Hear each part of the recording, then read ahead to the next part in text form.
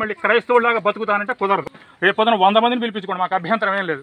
VRO తీసుకొస్తాను, చక్కగా అందరికీ ఎంఆర్ఓ వారికి చెప్పేసి క్రైస్తవ సర్టిఫికేట్ ఇప్పించేసేస్తాను, ఎస్సీ సర్టిఫికేట్ క్యాన్సిల్ చేసేస్తాను. చట్టాలన్నీ మీకు తెలుసు, తెలియని చట్టాలు ఇంకా దేశంలో ఉన్నాయి. అలా ప్రవర్తించండి, గౌరవంగా ప్రవర్తించండి. లేదు ఇళ్లలో చర్చిలు పెట్టుకోవడానికి వీల్లేదు, ఇక్కడ ఎవరికి పర్మిషన్ లేదు చర్చ ఇవ్వడానికి. 200 ఎకరాల కర్ణాటకలో కూల్చోతలు పారేశారు చర్చిలన్నింటినీ, పర్మిషన్ లేని చర్చిని. తెలిసిందండి, దేశంలో ఊళ్ళో 6 చర్చిలు వాళ్ళు ఇస్తారు పర్మిషన్. తెలియదా ఎవడిస్తాడో పర్మిషన్? చర్చిల్లోకి వచ్చి చర్చిలు కట్టి పాస్టర్ అయ్యి నీకు ఎవడిస్తాడో పర్మిషన్ తెలియదా? కలెక్టర్ పర్మిషన్ ఉండాలి చర్చి కట్టాలంటే. 24 పర్మిషన్లు కావాలి చర్చి కట్టాలంటే. ఈ రోజు వరకు రాజకీయం ఏదో మీకు చెల్లుబాటు ఇప్పటి వరకు. ఇక రాజకీయం చెల్లుబాటు కదా, ఆ రాజ్యం పోయింది, పాత రాజ్యాలు పోయింది, మీ ఇష్టం వచ్చిన తప్పేం లేదు. మేము మిమ్మల్ని దూషించట్లేదు.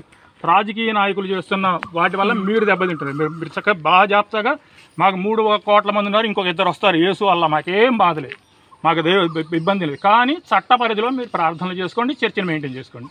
చట్ట పరిధి దాటారా, ఇప్పుడు ఆ 2 తాళాలు పగలగొట్టి మేమే తాళం వేస్తాం, కలెక్టర్ గారు ఎంఆర్ఓ గారు వస్తారు, పంచాయతీ తీర్చి అప్పుడు మీకు తెరుస్తారు. అది గుర్తుపెట్టుకోండి.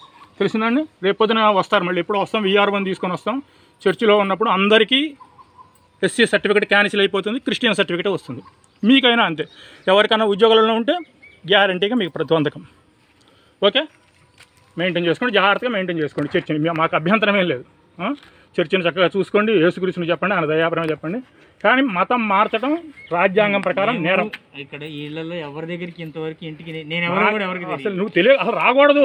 నువ్వు అక్కడ నుంచి అవసరం లేదు. నీకు అక్కడ 15-20 కిలోమీటర్లు వచ్చి ఇక్కడ ప్రార్థన చేస్తా, ఇక్కడ చేస్తున్నట్టు అవసరం దానికి అవసరం చెప్పు. నీకు యేసుక్రీస్తు భక్తులు ఉన్నాయి, చేసుకో, నీ ఇంట్లో చేసుకో. చర్చిలు లేవా కల్లూరులో? నాగాలాండ్, ఈశాన్య రాష్ట్రాలన్నీ క్రైస్తవ దేశాలు, కల్లూరులో చర్చిలు లేవా అంటున్నారు. కానీ వాళ్ళకి భారతదేశంలో మాకు కావాల్సింది ఇండియన్. ఈ దేశాన్ని గౌరవించేవాడు, కల్లూరులో చాలా చర్చి, దేశాన్ని గౌరవించేవాడు. ఈ దేశంలో మత మార్పిళ్లు జరిగి అనేకమైన రాజ్యాలు పోతూ ఉన్నాయి. కాబట్టి భారత రాజ్యాంగం ప్రకారం జరగాలి ఏదైనా సరే. మీరు రేపొద్దున క్రైస్తవులందరూ వచ్చి క్రిస్తాని వాడు ఎవడో వచ్చేసి దేశాన్ని ఆక్రమిస్తే మీరంతా అటు సపోర్ట్ చేస్తారంటుంది రాజ్యాంగం. అందుకని అంబేద్కర్ కూడా ఒప్పుకోలేదు, నా శవం మాత్రమే క్రైస్తవంలో చేరుతుంది అన్నాడు. నేను పొరపాటు కూడా క్రైస్తవంలో చేరినాడు అంబేద్కర్. మీ అందరికీ అంబేద్కర్ గారు పెద్ద గురువు కదా, మాకు గురువే.